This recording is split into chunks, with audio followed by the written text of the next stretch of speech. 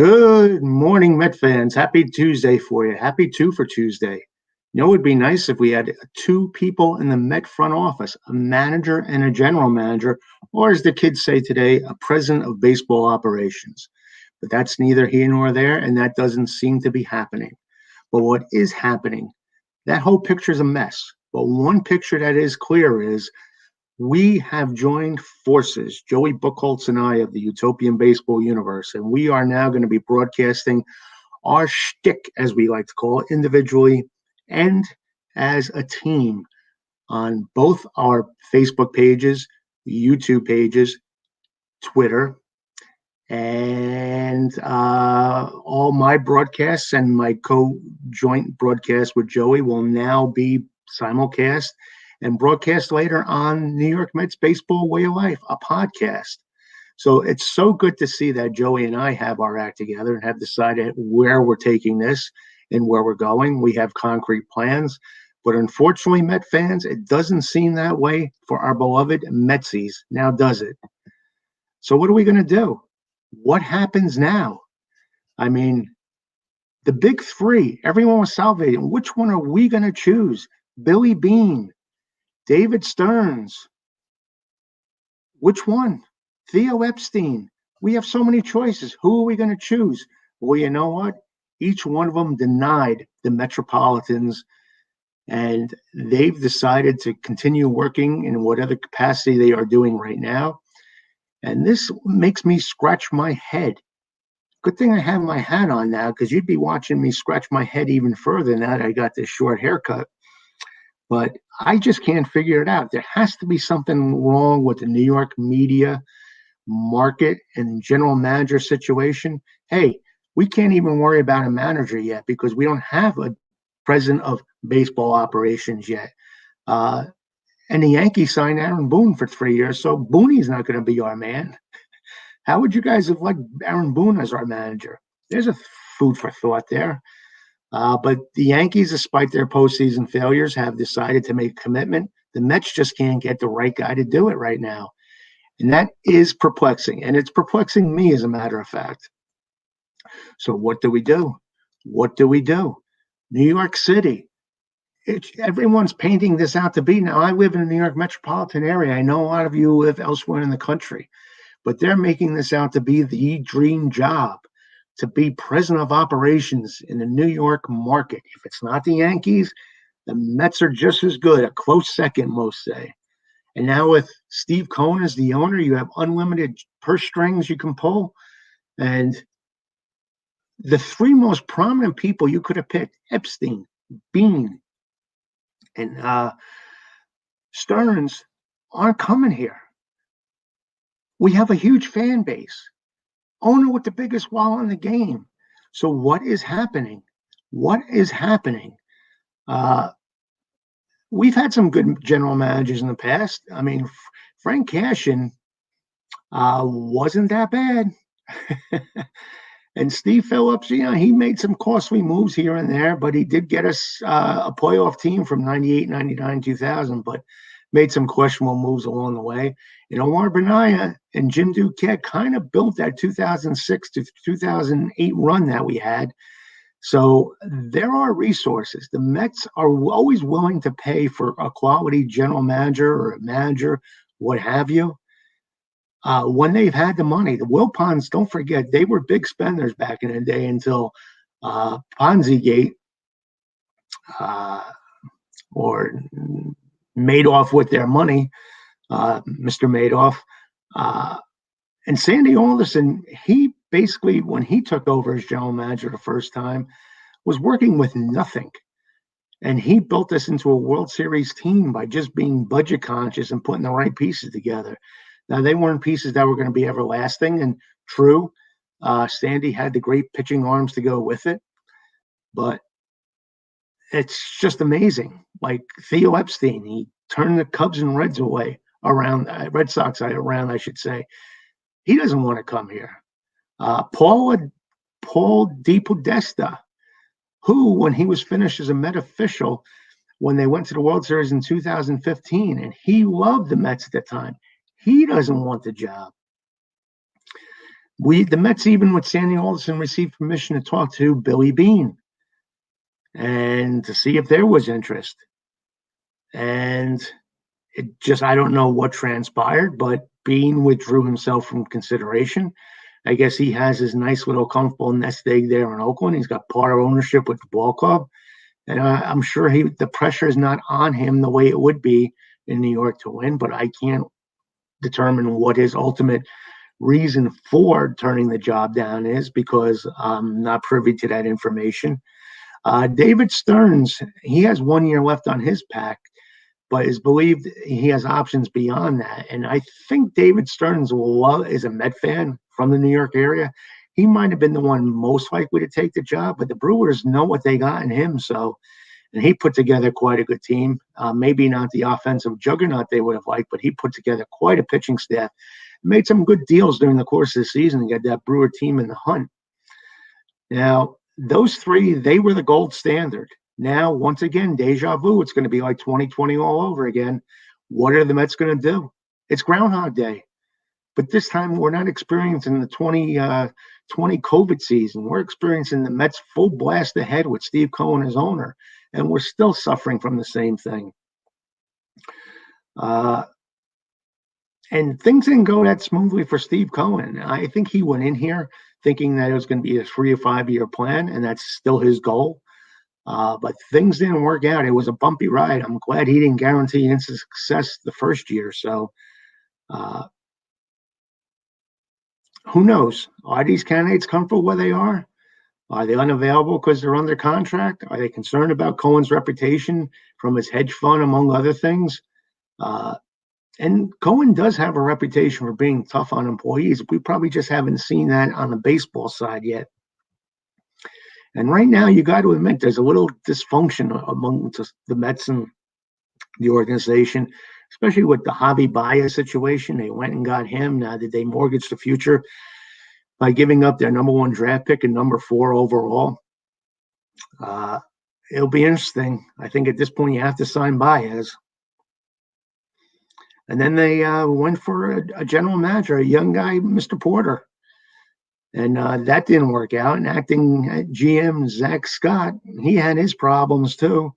So that debacle really made the season difficult for the Mets. And again, you wouldn't think that Cohen was owner. It was just like the Wilpons all over again. It was a folly.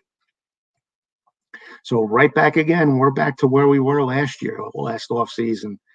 Now, is baseball again seeing this candidate pool shrivel? It seems like it's very tough to lock in these guys. And now I'm even hearing whispers that Jeff Luhnow, among other things, may be a candidate. But who knows? Would you be happy with Luhnow with his past reputation with the Astros? Because he was suspended for the sign stealing scheme. He denied knowing anything about the operation. And MLB was incredulous and banned him for a lack of oversight. So it remains to be seen whether he was part of that picture. But then again, you have to look at like Alex Cora. He just turned it around with Boston this year after his suspension. AJ Hinch is building that team around. So good baseball men are good baseball men, even if they make mistakes, I guess. That's how we'll look at it. So maybe Jeff Luhnow is the answer. Can the Mets really hire him? Steve Cohen, it doesn't actually have a clean slate when it comes to his financial dealings. So it'll be a question if he's going to call out morals, what's going to happen here? Because he's always been under the gun here with the SEC, et cetera. And let's face it, Cohen has come out firing. He wanted Trevor Bauer. Well, let's thank God that didn't happen. And it's just been a mess. Let's face it. Mickey Callaway situation wasn't the most pleasant thing after the fact. It's just been a mess. So I think more than anything, they also want to improve their image as hiring the right baseball people. So that may be one of the reasons why they're taking time. I don't know how you guys feel about that, but it's going to be interesting. But the Mets do have to hop on it.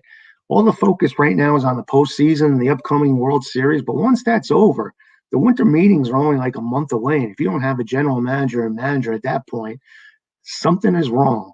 So it's going to be a very interesting off season for the Mets, especially now through the winter meetings. See what happens. Could we actually see Sandy Alderson being general manager again? Who knows? I'm not sure if you guys know. Help me out if you can. But it's going to be interesting, that's for sure. And today, being October 19th, as we always do, we want to celebrate some Met birthdays. So how about we start off with Sandy Alomar? Yes, not the young Sandy Alomar, the elderly Sandy Alomar. He's the father of Roberto and Sandy, and he was with the Mets in 1967, only for 15 games, 22 at-bats. And you don't want to talk about Sandy's average, do you? Especially when you're around Sandy as a Met. It was .000. And the last time I checked, you can't get any lower than that. But in his brief stay with the Mets, he wore number 5 and number 2. So he was only with us from April 13th to May 12th, 1967, but yet he still managed to wear 2 numbers. So that's probably his most noteworthy accomplishment, besides batting .000. Happy birthday wishes also go out to Joe McEwing. He was a fan favorite. Everybody loved Joe, the ultimate hustler. And he did whatever it took to win. He even led the Mets with hit by pitches with 10 in 2001. He wore number 47, number 11, and he was with us for 5 years, played in 502 games. So he averaged about 100 games a year and a little over 200 at-bats per year, but he could do everything. He could play all the positions. He would play left field, third base, second base, center field, right field, shortstop. You look at every year, and every year it almost seemed like he played more in one position than the other. So Joe was there, and he always filled the need. And happy birthday to Joe, another fan favorite. Happy birthday to Rajai Davis, who had one of the most famous hits in World Series history, as you recall, only to be denied by the Chicago Cubs later in that ball game, Game 7. But Rajai was with us 2019. We were hurting for ball players at the time. And I guess the Mets kind of signed him to be a reserve outfielder. He only ended up playing in 29 games in 2019 with 25 at-bats and 4 hits. But Rajai Davis, a World Series folklore hero, was a Met at one time, 2019. And Joey Bats. Joey Bats' birthday, number 11. I love Joey, very animated player. And I was at a game where he had a walk-off grand slam. Who remembers that game? That was a fun game. It was a Friday night, and boom, he sent the Mets home, the fans home in a tizzy. It was one of the few highlights he had with the Mets that year, as he only batted .204 with 9 homers and 37 RBIs in 83 games. But he was an exciting player. Miss Joey Bats. I don't know about you guys, but I loved my Joey Bats. Now, as we always like to do, we like to go back and go into the time machine and see what's going on with the Metsies. And since we were talking about the 1973 NLCS game number 3 the other day, let's fast forward to game number 4. This one was also in God's country, Shea Stadium in Flushing, New York. And you got to admire that Reds lineup back in 73. Here's the lineup they put out for game 4. Pete Rose batting leadoff, playing left field. Joe Morgan batting second, playing second. Tony Perez batting third, playing first. Johnny Bench catching, batting fourth. Andy Costco playing right field, batting fifth. Ed Armbrister batting sixth, playing center field. Dennis Menke batting seventh and playing third. Darrell Cheney, shortstop, batting eighth. And Ross Grimsley on the mound, pitching, batting ninth. Now, for the beloved New York Metropolitans, we had Wayne Garrett leading off, playing third base. Felix Millan batting second, playing second. Rusty Staub, right field, batting third. Cleon Jones, he was the man who was red hot in September for us in 73. He was batting cleanup, playing left field. John Milner, left field, batting first base, batting fifth, I should say. Jerry Grote catching, batting sixth. Don Hahn playing center field, batting seventh. Buddy Harrelson, yes, Buddy recovering from that bout with Pete, batting eighth and playing short. And the Coos, Mr. Clutch, pitching and batting ninth. Now, again, a huge throng came out to Shea, 51,000 for the Game 4 matchup, which the Mets won. which, if the Mets won, I should say, would put them into the World Series. And I'll tell you what happened. Most folks were still talking about the events of Game 3, which, of course, was highlighted by the Bud Harrelson-Pete Rose brawl. In the batting cages, Harrelson showed off his infamous Superman T-shirt he would wear under his uniform. He playfully had X'd out the S symbol, which amused the media. Shea Stadium was filled with anti-Pete Rose banners. They were out for Pete's blood, lashing out the Reds All-Star. This Rose stinks. Rose is a weed. Rose is a bum, were just some of the many banners. And you remember the day was the place for banners, and they were all hanging from the rafters. Whenever Rose came to bat or came onto the field, he was greeted with a chorus of boos and a lot of other obscenities from that New York crowd. This would be a tradition from this day forward, as Met fans would never forget. Now, the Mets sent George Stone, who was the big fourth man for the Mets in 73, was 12-3 with a 2.83 ERA in 73 to the mound. Stone had come over along with Felix Millan from Atlanta, and what a great trade that was for the Mets. The third left-hander in pitching coach Rube Walker's fine staff. And you could never have enough lefties. Stone had gone 12-3, like I said, and Sparky Anderson sent the Reds little Freddie Norman on the hill. Norman had come over from San Diego in a trade on June 12th. After going 1-7 with a 4.27 ERA with the Padres, he turned things around and go 12-6 with a 3.30 ERA since going to Cincinnati. Now, both pitchers started out fine, retiring their opponents in the first 2 innings. In the Mets' third inning, Don Hahn led off with a walk. He advanced to second on a fielder's choice. Norman then walked George Stone, but got Wayne Garrett to fly out to center field. Hahn advanced to third. With 2 outs, Felix Millan drove a single to left field, scoring Hahn with the first run of the game, and it was 1-0 Metropolitans. Stone did not allow a base hit until the 5th inning, when Johnny Bench singled. He was erased on a double play ball off the bat of Andy Cosco, 6-4-3. Now, Stone rolled along until the 7th inning, when Tony Perez tied the game with a home run. Stone went 6 2/3 of an inning, allowing 1 run on 3 hits while striking out 4.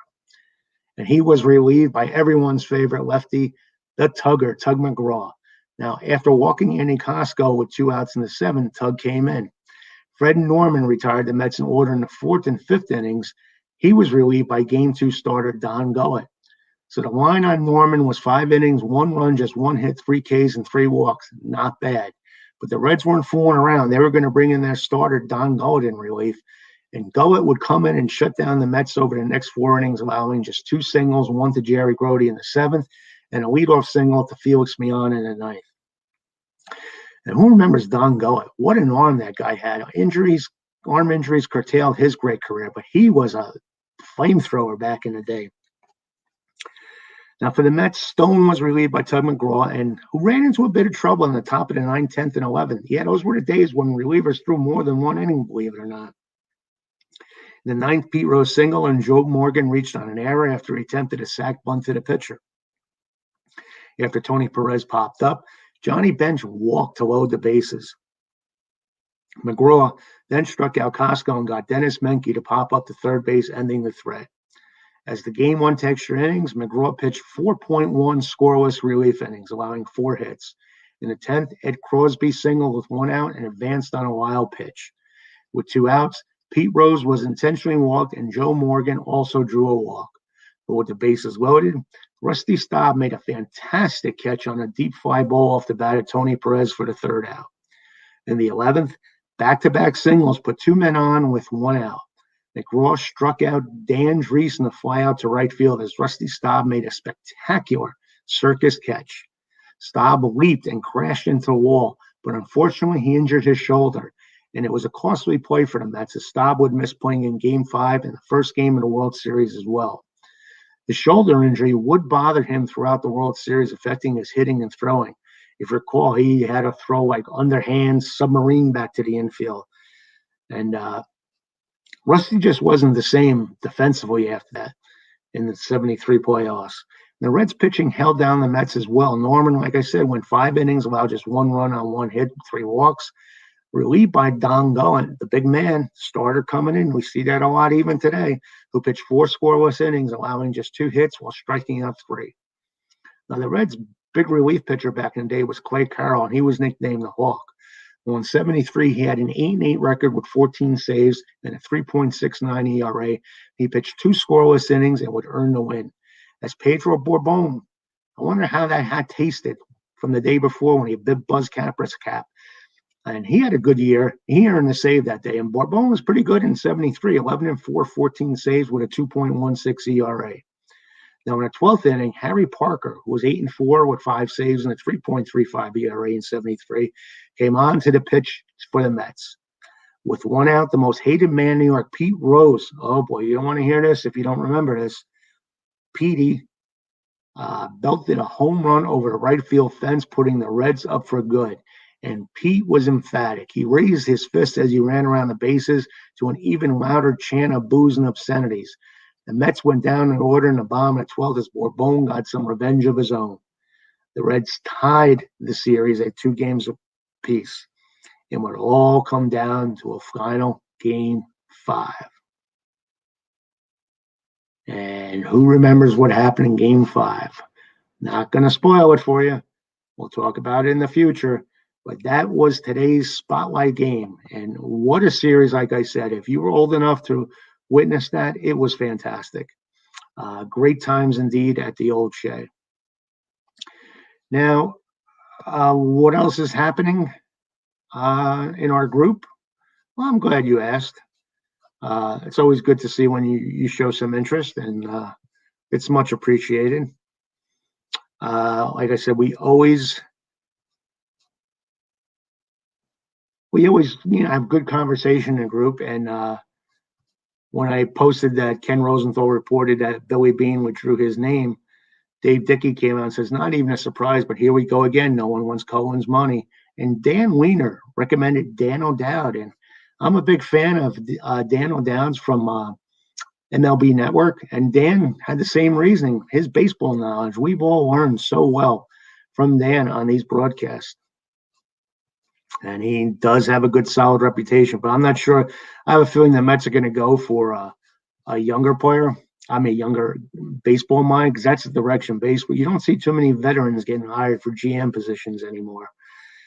And then I ran a poll out there and said, what season had a more disappointing playoff ending, 2006 or 2000? And despite the Mets getting beaten by the Yankees in the World Series, 100% of you said the 2006 season. I guess we still have nightmares of Adam Wainwright, Molina, and unfortunately Carlos Beltran. Then I asked you guys, when I say Kevin McReynolds, what's the first thing that pops into your head? Sam Giordano said consistent. I actually said better offensive player than most give him credit for. David Aricchio said best defensive left fielder we ever had. Phil Giordano said, although at the time I thought it was a good move, in reality it marked the end of fun times at Shea. Yes, Kevin McReynolds was very businesslike and not very enthusiastic. He had all the talent in the world, but he was not very enthusiastic, that's for sure. Marty Rose said disappointing. Dave Dickey said master of the tack on homer, but an all-around solid professional ball player. And Ron Kaplan said country boy. And then feeding off the poll, I said, what was the most heartbreaking Met season for you? Stu Austin says, in 2006, such high expectations. We lost to a totally inferior Cardinal team in the NLCS. Probably beat the Tigers in the World Series. Squandered an opportunity to wrest New York back from the Yankees 15 years later. I'm still sad and disappointed about the 2006 Mets. Jason Lynch, our Jeopardy and Trivia whiz in the group, said 2006 followed by 1998. Best team in baseball both years. And I kind of agree with that. That 2016 was probably our best offensive team ever. And I said 2006, Wainwright, Molina, and Beltran. Enough said, witnessing the end at Rainy Shea. Don Laub has memories of 73 with the Mets going back to Oakland, up 3-2. He said, I really thought the Mets had a lock and would win one of those games, and he still to this day feels bad about it. So Met fans do wear the losses hard. And I guess that's one of the reasons why we're Met fans, isn't it? And you know what we need to do? I'm glad you guys are on top of this. We need to go in and talk some more. Let's go back to 1999. The Braves strolled into a World Series berth with their 10-9 walk-off victory against the Mets at Turner Field in Game 6 of the NLCS. Atlanta had their ticket punched to Fall Classic when Kenny Rogers, yes, not Kenny Rogers of Kenny Rogers roaster fame, but Kenny Rogers, the lefty, issued a base on balls to Andrew Jones with the bases loaded and 1 out in the bottom of the 11th inning to force Gerald Williams in with the winning run. And then also today, it's the anniversary of the catch. Now, when I say the catch, what are you Met fans thinking about? Well, the new generation doesn't think Ron Swoboda and Tommy Agee. They think of Ande Chavez, NLCS Game 7 leaping catch when he grabbed the ball with his outstretched glove. And Scott Rowland, he had a home run. It was destined. But Ande robbed him. And it started an unbelievable double play. Later on today, that video will be up in the baseball group, New York Mets Baseball Way of Life. So if you haven't seen it, check it out. And then we all know what happened in the 9th inning. Let's not beat a dead horse to death. And then it's time for a trivia question of the day. Trivia question of the day is, identify the batting statistic that was only kept officially from 1980 to 1988, in which Keith Hernandez is the major league career leader. And then today's Jeopardy is, traded by the Montreal Expos to the New York Mets in exchange for Dan Norman and Jeff Reardon on May 29th, 1981. Second clue is, after the Mets 6-4 victory at the Chicago Cubs on April 13th, 1982, he called the New York Mets the worst organization in baseball to New York writers. Can I give you guys a second while I sip my coffee? And yes, I do love my grand dog.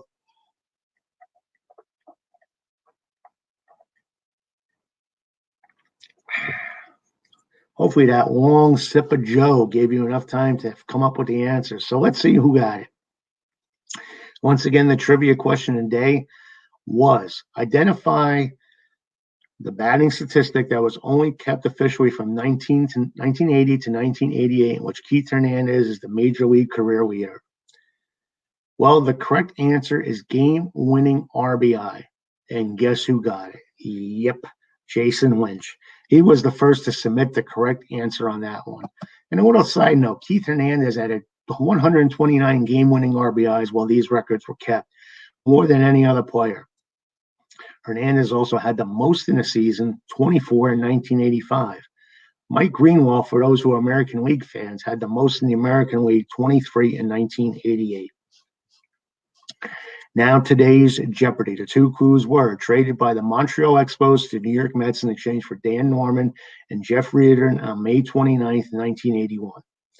Second clue is, after the Mets 6-4 victory over Chicago Cubs on August 13th, 1982, he called the New York Mets the worst organization in baseball to New York reporters. Who was it? Well, the correct answer is, who is Ellis Valentine?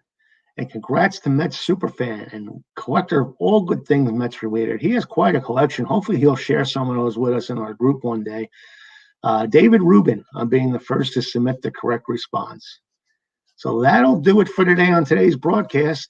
Again, thanks for listening. We're going to be doing these on a daily basis on the off season, so make it your home.